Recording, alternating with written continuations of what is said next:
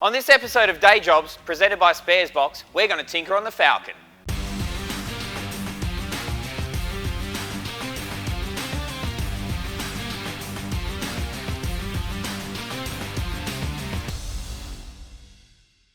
Okay, so today we've got a few jobs to do. I've already painted the engine bay. I've just got to go and I want to paint the bottom of the rails black, so we're just going to go along and touch that up. Then we're going to go over and work on the turbo housing. We're going to fit the intake manifold and then put the injectors and fuel rails in and then measure up for lines and fittings. And then we've got a few other jobs we'll do along the way, but let's get into it.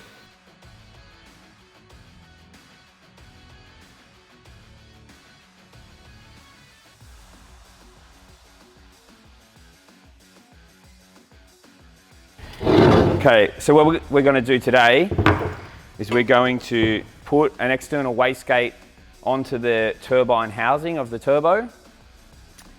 Normally I put them on the manifold, but because this is a BA manifold, it's a little bit harder to do and we're not going to get as good a gate flow as we want.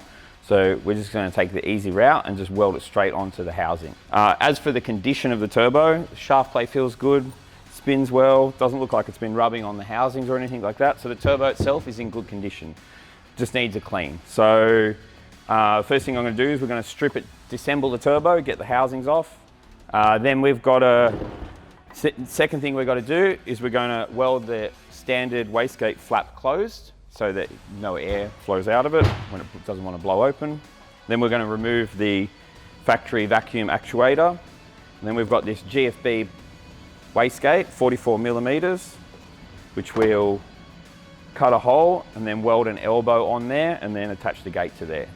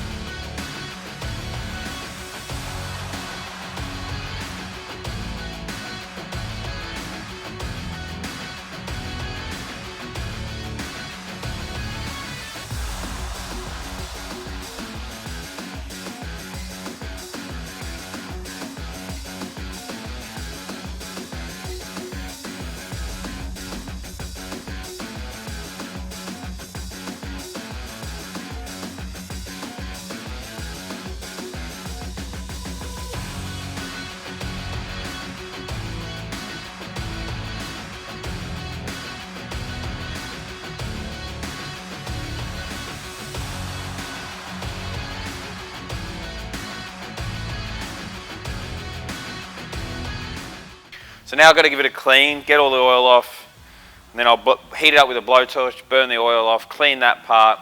So I've just got to clean the surface. I'm just going to get a little buffing tool just to clean where I'm going to weld. Same on that side, just to get all the surface oxidization off. Then I'll tack it, heat it up with a blowtorch, and then I'll weld it, and then we'll put it in the oven for a little bit just to heat it up to a uniform temperature, and then we'll let it cool down at its own rate.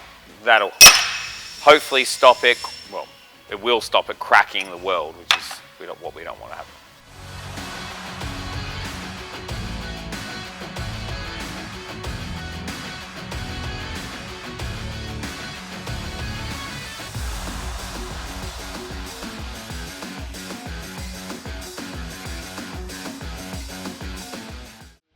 I'll just unwrap the intake manifold.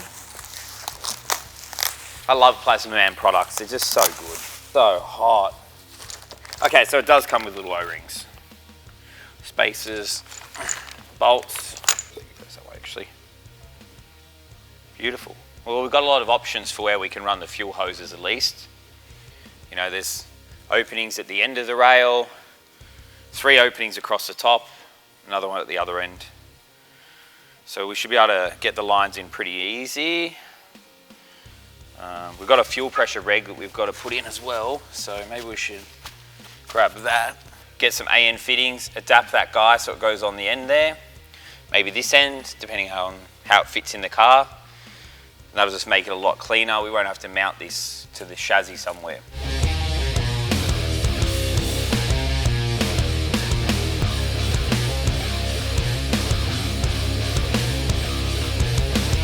All right, injector time.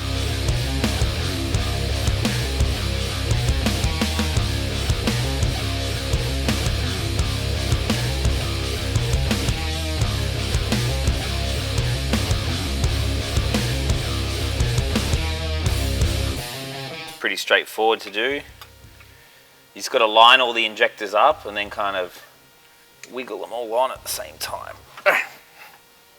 Just like that.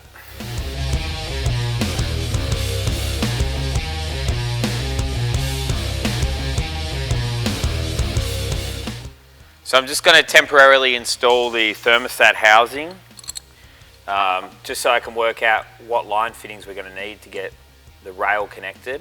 I want it at the end of the rail, but I think by the time we put like an adapter fitting in there, it's going to get quite long.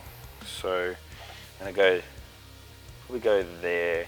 And this has got to go to the return line, so the return line's just here, so it'll be straight shot up, and then we can run the feed line up. Maybe we can go through this one and down there. Okay, so I'll get the Raceworks book and we'll see what fittings we need to buy. I'm just trying to work out the best way to connect this fuel system together. So we've still got standard lines running from the tank to here, but then the size of the port in here is AN10. So I'm going to have to put an adapter on to step it down to, I think it's 3/8 is the fuel hose size, which means it's AN6. So I'm going to get an adapter for that end, and then I need to get an additional block off, and then I think I'll mount it that way. So we need to go fitting out and then a fitting to join the two together, and then a fitting out of this one down to the bottom. So we need a fitting and a hose end. We need a hose end for that, and we need some hose. Seems pretty straightforward.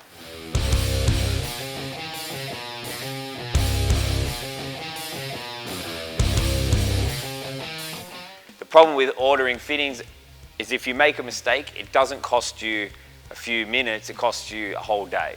Like if you can't finish a job because you've ordered the wrong thing, you can't finish it. So this is what I've done to eliminate mistakes, is I actually write down what the fitting is when I order it as well. So a lot of these fitting part numbers, okay, so for instance this one is RFW-902-06-OKBLK, sorry, 08BLK, where if you put one number wrong, you end up with a different fitting.